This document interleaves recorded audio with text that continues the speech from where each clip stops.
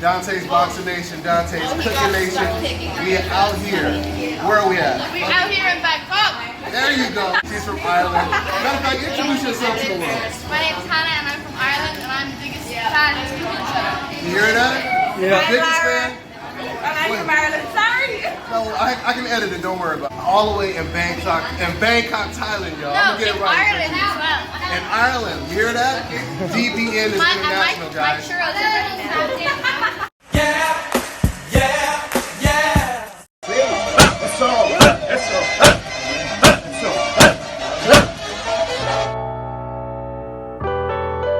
I represent Mexico.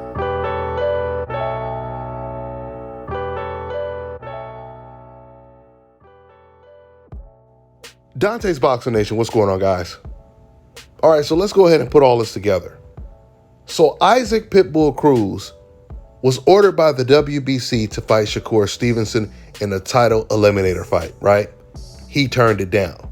So next on the list, or next in line, was William Zepeda, who just beat Jojo Diaz. He was ordered to take the fight against Shakur Stevenson. And according to Golden Boy, he turned down the fight. Canelo Alvarez, he was supposed to be avenging his loss to Bivol and fighting him in May. He turned down the fight in May, says he needs a tune-up bout. Virgil Ortiz has been Terence Crawford's mandatory for a very long time. He's been the mandatory, or the number one contender, since Crawford fought Sean Porter. And instead of trying to activate his mandatory spot to fight against Crawford, Virgil Ortiz has requested to fight Stanionis in somewhat of a title eliminator bout. And then you have Jaime Munguia, who is currently 41-0 right now. He has been Jamal Charlo's mandatory and was Demetrius Andre's mandatory for years now. And he never had any interest in fighting either one of them for the title. But more recently, the Jamal Charlo fight was presented to him, and it was Jaime Munguia and Golden Boy that actually turned the fight down.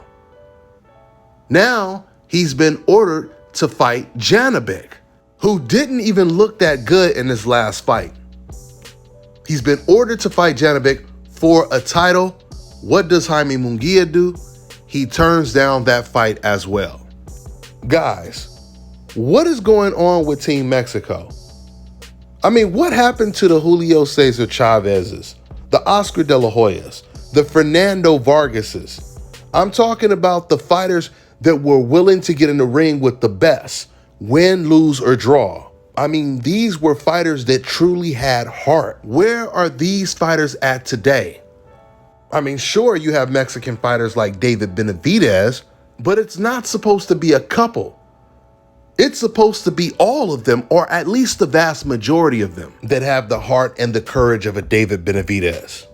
David has actually said on multiple occasions in interviews that he really wants to find out how good he is. You know, he said, I don't understand why people are so worried about losing. If you lose, it's not over. You just come back stronger. I mean, the whole purpose of waving your country's flag is to suggest that your country is the best. Right? So that means when other countries are challenging you, you should be going out of your way to make those fights. But that is not what we're seeing. Jaime Munguia, he said that he wants to fight either Gennady Golovkin or Jamal Charlo. But once again, we know that he just turned down a Jamal Charlo fight. The only fight that he truly really does want is Gennady Golovkin. And we all know that Golovkin is 41 years old. This is my main question. Why are the networks allowing these boxers to cherry pick their entire careers? The networks, they do have some type of power because they are paying these fighters. And you would think that when it comes to Jaime Munguia, who's 41-0, it will be the time where DAZN will say, look, we're no longer paying you for tune-up bouts, for soft touches. It's time for you to take the training wheels off. And if you want to make some serious money, then you're going to have to fight someone who is dangerous, someone who really presents a challenge. But most importantly, you're going to have to fight someone that the fans want to see you fight. Because you guys notice, most of the time when Jaime Munguia fights, no one even cares. People usually don't even know he had a fight because he's never fighting anyone. And listen, let me just make this very clear. It's one thing to just be avoiding one dangerous fighter to fight another dangerous fighter. You guys always hear me make this point.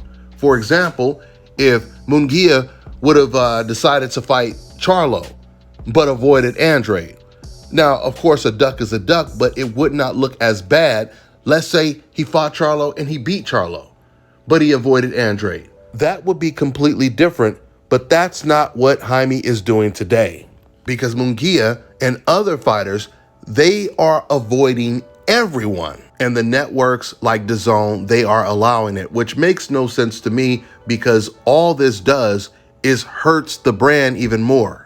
If you're allowing these type of fights to be on air and even be in the main event, you give customers no incentive to subscribe to DAZN.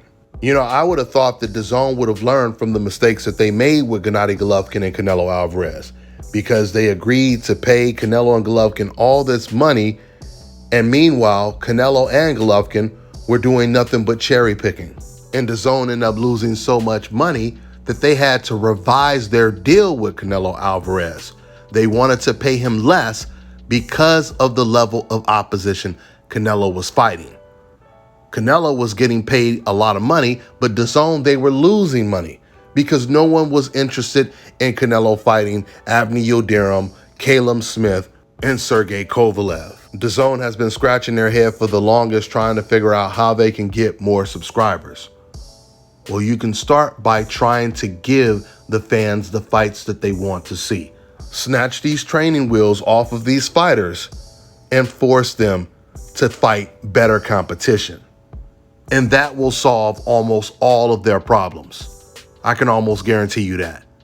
That's all I got for now, guys. I'm on to the next one. All right, now check this out, guys. If you're looking to repair eczema scars, burns and bruises, dark spots and blemishes, the fever blisters, diabetic ulcers, this right here is the perfect product for you guys. It's called Elo Diki Face and Body Oil. Athletes and top-ranking boxers, they're also using it after training to reduce swelling, inflammation, and to ease the pain. So get yours today. Go to elodiki.com, like them on Facebook, and follow them on Instagram. Let me tell you guys about Issa Israel Law Firm. It is a full-service legal practice based in Denver, Colorado, an emerging hub for combat sports and high-altitude training. If you're a fighter inside or outside of the ring and you need a law firm you can trust to fight for you, visit thefighterfirm.com or email help@iilawfirm.com. Legal representation is usually limited to plaintiffs or defendants in Colorado, but iFirm can help anyone in the world with trademarking their business name, logos, and U.S. immigration issues. This brother has been my attorney for a while and helped guide me through all kinds of business and civil issues, so make sure you guys go to thefighterfirm.com.